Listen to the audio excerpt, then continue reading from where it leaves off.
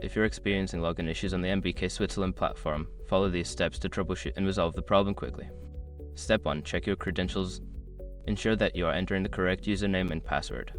Double check for any typos or case sensitivity in your login information. Step 2. Reset your password. If you can't remember your password or suspect it might be incorrect, use the Forgot Password option to reset it. Follow the instructions sent to your registered email to create a new password. Step 3. Clear browser cache. Make sure your information is protected first.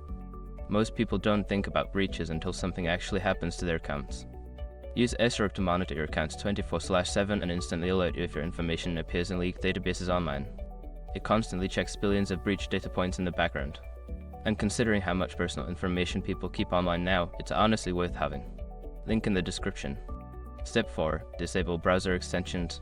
Certain browser extensions may interfere with the login process.